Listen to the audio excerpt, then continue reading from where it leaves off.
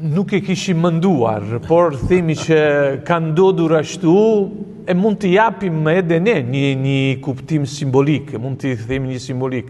Do me thënë që nuk është kush e ka hapur përpara, kush ka është mbrapa. Rëndësishme që kemi fituar këtë çlirim. E kjo është më e rëndësishme, nuk është një data, por është një koincidencë e bukur që bas 30 vite përpara ka marrë në këtu e pastaj do të shkojmë atje. Është diçka që na thotë që jemi barabartë. Edhe me hapjen e kishës, edhe me rihapjen e kishës, edhe rihapjen e xhamisë, muslimanët të Krishterë kanë qenë bashkë aty dorë për dorë, pa llogarit data, edhe pa llogarit asgjë tjetër përveç se dashnin për Zotin, e dashnin për njëri tjetrin, edhe as çfarë monsinjori tha më së miri, çlirimin për cilin ky popull ka qenë i eton, edhe ja zhbon një zullum shumë i madh.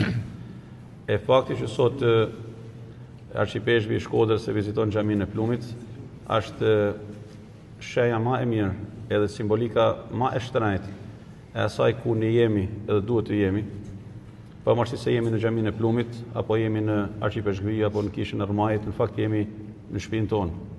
Kudo që të jemi është shtëpia e jonë, edhe kudo ku ne jemi me njëri tjetrin, nuk pyesim se a jam unë në krah të djathtë të monsinjorit apo ai në krahun tim të djathtë, ne jemi tek njëri tjetri. Edhe kjo është ajo që na vlen edhe duhet të shohim përpara, siç e tha edhe miku im i dashur.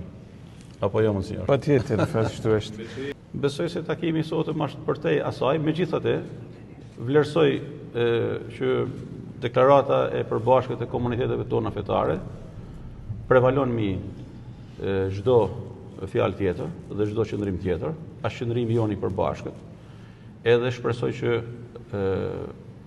Parlamenti shqiptar edhe klasa politike në këtë rast ka reflektuar si duhet, edhe do të respektoj tabanin edhe nuk do ta pres në besë tabanin e këtij komi dhe këtij vendi për interesat cinike të agjendave që nuk janë agjendat e shqiptarëve.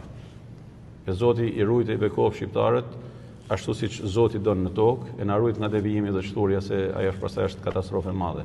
Deklarati që kemi bërë është e qartë, do me thënë të gjithë ne si komunitet fetar jemi të bindur për çfarë kemi deklaruar, jemi të bindur që familja, njeriu është i krijuar sipas vullnetin e Zotit. Unë e kuptoj edhe politika, flitet për politikë, integrimi në Europë, që janë edhe gjërat që politika do të mbajë, do të vazhdojë, por ne do të kemi kujdes të mbajmë edhe traditat tona. Pavarësisht integrimi nuk do të thotë që ne do të humbim traditat tona. Atëherë populli shqiptar ka një traditë për sa i përket vlere familjes, për sa i përket edhe respekt për njeriu që është mashkull dhe femër. Atëherë mirë integrimi për sa duhet, por do të mbajmë edhe identitetin ton shqiptar. E kjo do të është një detyrë për çdo qytetar, jo e politikë do të ketë parasysh.